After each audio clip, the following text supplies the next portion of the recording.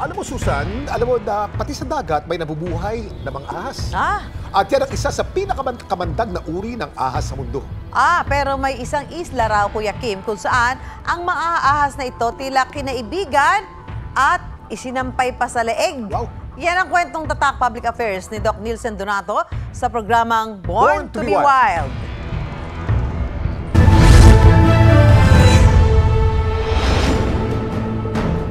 Sa larawang ito, makikita ang sea snake na nakasalampay sa leeg ng isang lalaki. Wala siyang takot, hawakan na ang ahas. Nakilala ko si Nick, ang lalaki sa larawan. Dinala kami ni Nick sa pusod ng Crocodile Island. Tingnan natin kung gaano kadami yung mga banded sea crate dito, tsaka mga yung size nila, kung gaano sila kalaki. Sa bungad pa lang, may maliit na ulong sumilip sa batuhan. Mukhang nagising sa kanyang pagtulog. Ilang saglit pa, unti-unti niya nang nilabas ang buo niyang katawan. Isa itong banded sea crate o tugasi kung tawagin sa isla. Ang laki! Ang laki! It's a yellow lip banded sea crate! Ang tugasi, palangoy-langoy lang sa malit niyang pool. Mabilis sa tubig, pero pag-ahon, nagiging kalma ang galaw. Kita mo itong kanilang buntot. Ito yung pagkakaiba ng land snake.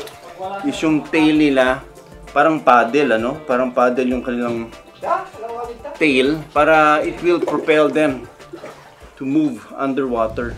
Isa sa pinakamakamandag na uri ng ahas sa buong mundo ang mga sea snake.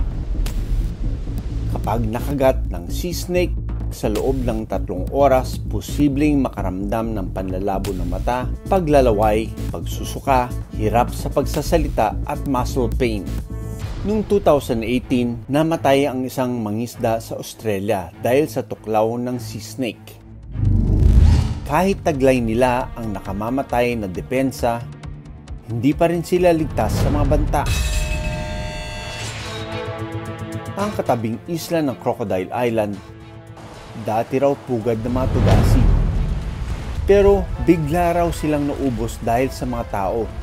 Bale, ito yung sinasabi mo na mas maraming mga walwalo dito. Tapos anong nangyari? Bakit nawala sila? Pinagkukuha po yata ng mga yung mga trader? Opo. Ginagawa pong wallet, belt, tapos yung belt bag na Ganon. Sa pag-aaral na ginawa ng Australia, mula 4,000 to 5,000 kilos ng dried sea snake ang ginagawang pagkain sa mga poultry noong 1970 sa Pilipinas. Sa parehong taon, 180,000 to 200,000 balat din ng sea snake ang ini-export kada taon para gawing leather. Pero sa ngayon, bawal na itong hulihin. Si Nick, may malalim na hugot kung bakit niya ginawang kaibigan ang mga sea snake. Hindi lang para mag-trending sa social media, kundi para masigurong hindi na maulit ang pagkaubos nila.